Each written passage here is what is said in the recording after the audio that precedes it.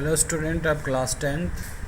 आज का टॉपिक जो पिछले बार थेल्स थ्योरम हमने बताया था उससे उसका कॉन्सेप्ट क्लियर कर दें और फिर उस पे आधारित एक दो सवाल बता दें, फिर आगे बढ़ते हैं। और आज हम प्रूफ करेंगे पाइथागोरस थ्योरम। तो थेल्स थ्योरम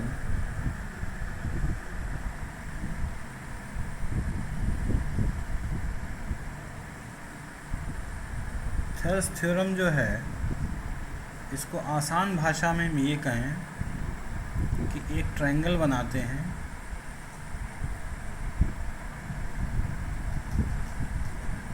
और पहले हिंदी में फिर इंग्लिश में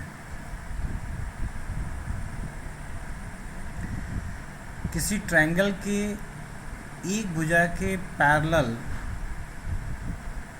BC के पैरेलल खींची गई रेखा शेष दो भुजाओं को जिस अनुपात में डिवाइड करती है वो डिवाइडेड रेशियो जो होता है वो इक्वल रेशियो, माने हम ये कहें फ्लो में कि एक लाइन जो किसी त्रिभुज की एक भुजा के समांतर खींची गई रेखा शेष दो भुजाओं को समान अनुपात में डिवाइड करती है, यानी विभाजित करती है।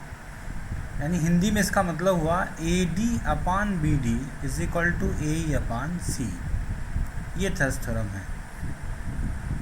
AB/AD और AC/AE भी है, AB/BD और AE/C भी है। इंग्लिश में बोलें कि a line drawn parallel to one side intersect other two sides at a distinct point D and E, other two side divided in same ratio। ये थेल्स थ्योरम है।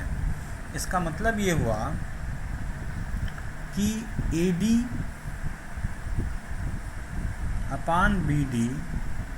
equals to AE/CE।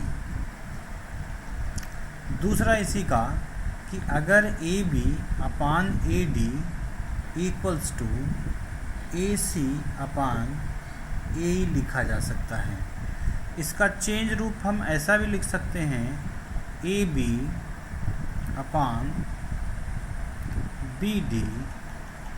और AC/CE। ये तीनों form इसके हो सकते हैं। इस प्रकार हम एक एग्जाम्पल लेते हैं, एक सवाल को समझाने का प्रयास कर रहे हैं कि अगर एक ट्रायंगल हो और एक पैरेलल रेखा ऐसे दिखाई गई हो कि ये पैरेलल लाइन इसके पैरेलल है, यहाँ पे 2 है, यहाँ पे 3 है, यहाँ पे 4 है और यहाँ x दिया गया हो और ये दिखाया जा रहा हो कि ये लाइन इसके पैरेलल है और कह रहा हो कि find the value of x। तो यहाँ पे सीधे सीधे हम लिख सकते हैं बाई थेल्स थ्योरम कि ये लाइन इसके पैरेलल है। इसका मतलब ये हुआ 2/3 इज इक्वल टू 4/x और क्रॉस मल्टीप्लिकेशन कर देंगे तो 2x इज इक्वल टू 12 और x इज इक्वल टू 6। तो ये वैल्यू आ जाएगी। इस तरह से हम आसानी से क्वेश्चन को लगाया जा सकता है अगर इस प्रकार क्वेश्चन दिया गया है। तो एक क्वेश्चन और इस पे हम देख सकते हैं कि सिंपली अगर कोई ट्रायंगल है और इस ट्रायंगल में ABC और एक पैरेलल लाइन खींची गई हो जिसका नाम D और E रख दिया जाए और AB की लंबाई दी गई हो पूरी, ये पूरी की पूरी AB की लंबाई अगर 12 दिया गया हो, AD की लंबाई अगर 4 दी गई हो, फिर उसी प्रकार से AE की लंबाई 3 दिया गया हो और AC की लंबाई पूछी जा रही है और ये निश्चित रूप से ये पैरेलल का संकेत बना होगा। तो फिर से हम वही काम करेंगे बाई थेल्स। क्या हो जाएगा, A B upon A D equals to A C upon A, और इसकी वैल्यू रख देंगे। ए बी की वैल्यू 12, ए डी की वैल्यू 4, उसी प्रकार से ए सी की वैल्यू x और इसकी वैल्यू 3। क्रॉस मल्टीप्लिकेशन कर दिया जाए तो this implies that 4x is equal to 12×36 और x इज इक्वल टू 9। हम आसानी से इस वैल्यू को निकाल सकते हैं। एक सवाल और लेते हैं, कन्वर्स ऑफ थेल्स।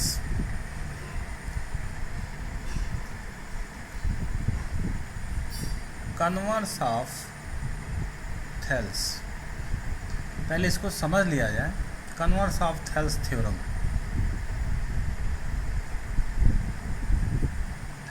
कोई भी ट्रायंगल दिया गया है ए बी सी, और हमें ये नहीं पता है कि ये लाइन जो है डी ई इसके पैरेलल है या नहीं है, बस ये पता है कि A D upon B D is equal to A upon C E है। तो निश्चित रूप से हम कह सकते हैं this implies that D E parallel to D C, ये थेल्स का कन्वर्स है। अगर हमें पता है कि साइड का जो रेशियो है A D upon B D और A E upon C equal है, तो हम डी बी सी के पैरेलल 100% कह सकते हैं। ये कन्वर्स ऑफ थेल्स है। अगर इस पे कोई सवाल दिया गया हो, मान लीजिए ए बी की लंबाई 10 दी गई हो और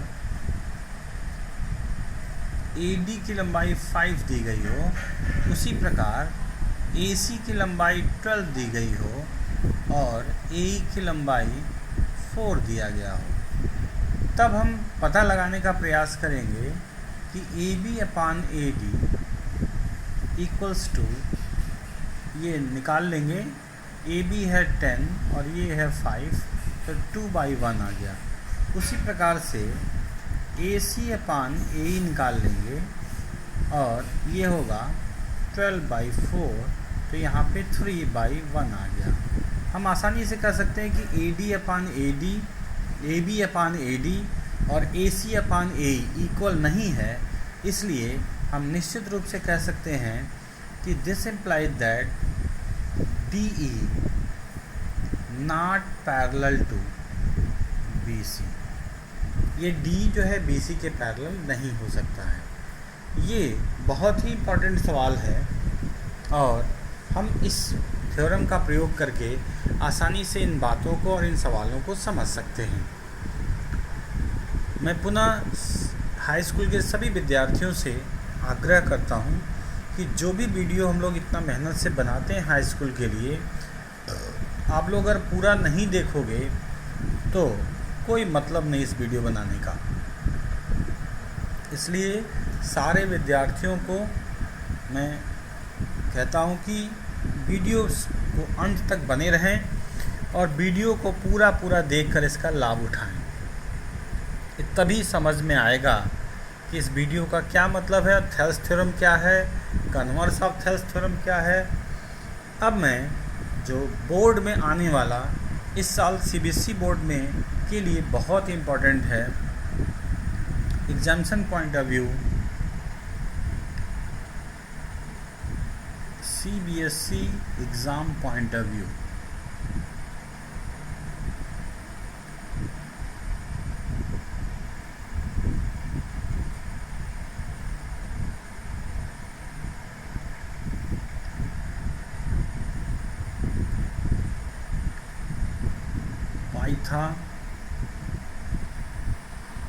Pythagoras and Thales theorem is very important. Both theorem are very important और इस साल के लिए इन दोनों में से कोई न कोई एक थ्योरम आ ही जाएगा। तो हम पाइथागोरस थ्योरम को समझने का प्रयास करें।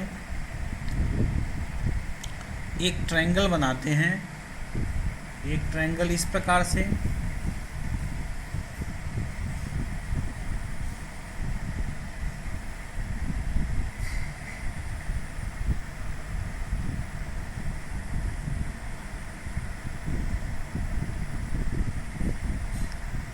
ए बी और सी,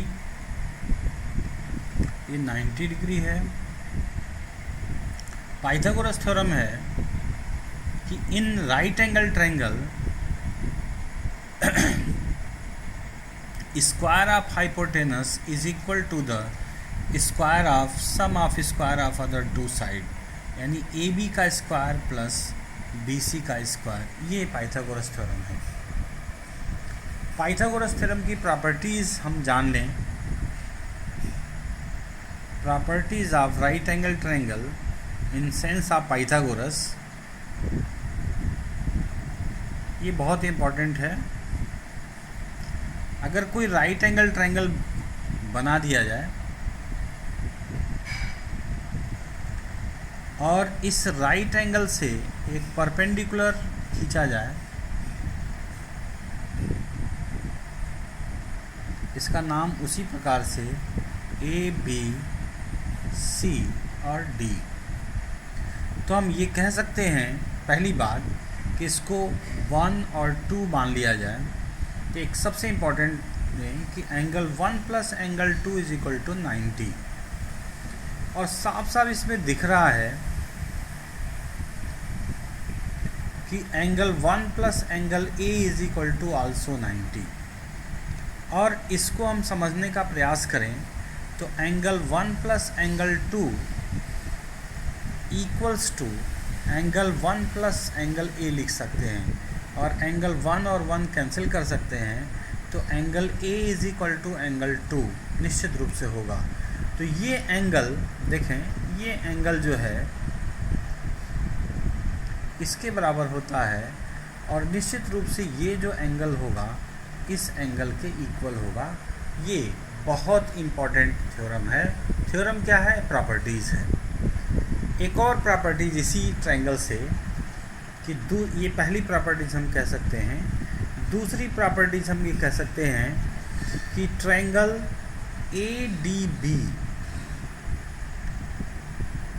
सिमिलर होगा ट्रायंगल ए बी सी के।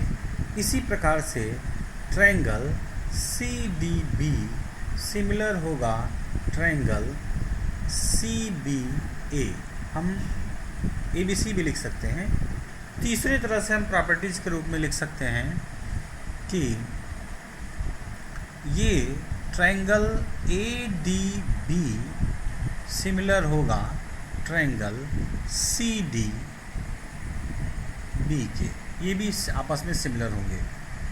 और चौथा, एक बहुत ही महत्वपूर्ण, कि बी डी का square is equal to A D into C D. यह भी एक महत्वपूर्ण प्रॉपर्टीज़ है, और इस पे 1 नंबर या 2 नंबर में निश्चित रूप से सवाल बोर्ड में पूछे जाते हैं। इसलिए बच्चों, इस प्रॉपर्टीज़ को निश्चित रूप से लर्न करें, समझने का प्रयास करें, तो पाइथागोरस थ्योरम का सार्थकता सिद्ध होगी और पाइथागोरस को हम लोग आसानी से समझ सकते हैं।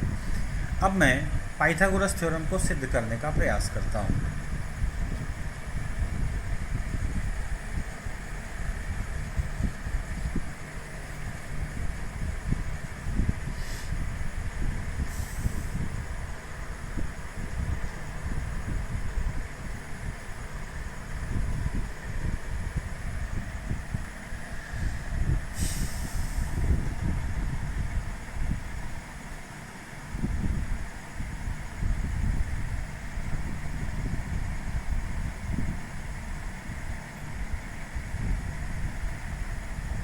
ए बी सी, ये 90 डिग्री का एंगल है, और यहाँ से एक परपेंडिकुलर ड्रॉ करते हैं। ये भी परपेंडिकुलर है डी। इसमें गिवन है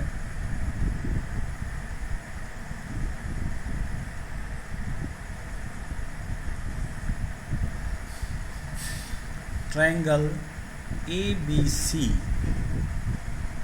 is right angle triangle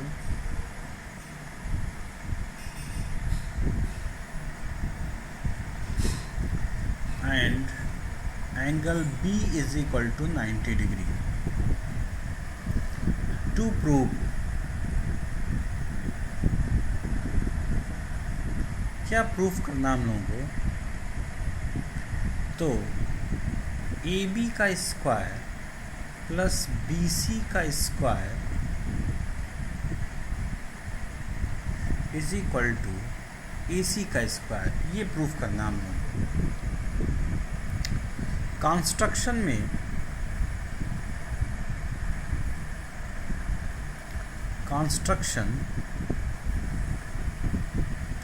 में BD perpendicular AC draw.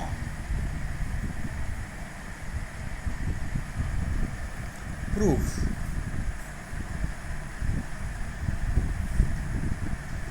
Very important.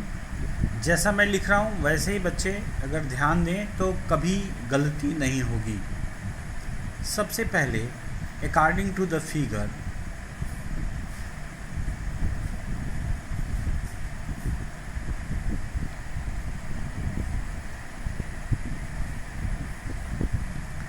हम लेते हैं ट्रायंगल ADB एंड ट्रायंगल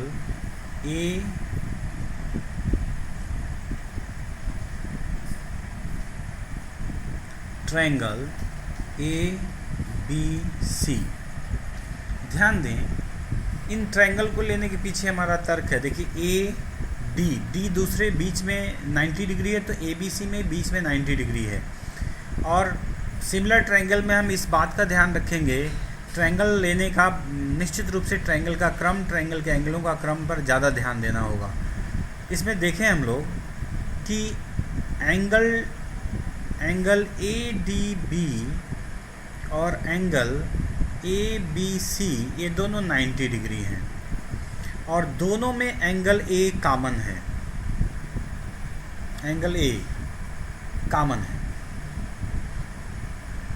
तो by angle property, angle similarity,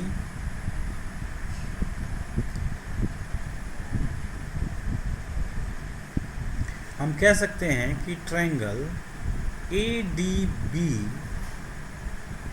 similar होगा ट्रायंगल ABC के। अब बच्चों ये आप जान लो कि हमें प्रूफ करना है AB square AD into AC और इधर से प्रूफ करना है BC square CD into AC। और ये जानते रहेंगे तो हमें आराम से प्रूफ करने में थोड़ी आसानी होगी। अब हम देखें,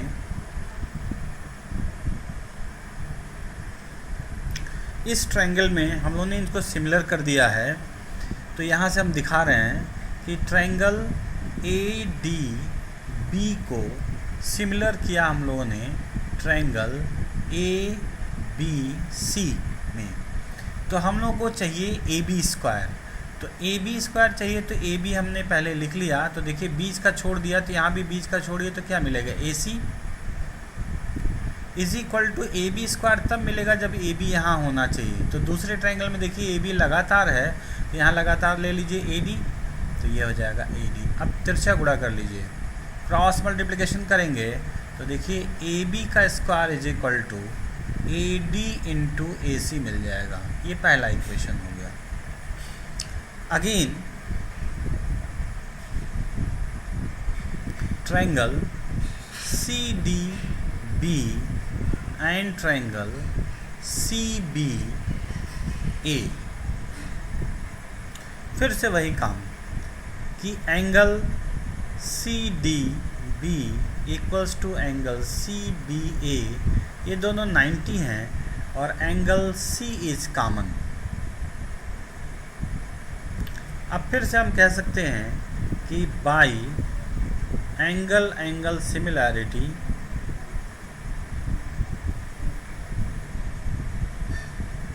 ट्रायंगल CDB सिमिलर होगा ट्रायंगल सी बी ए के।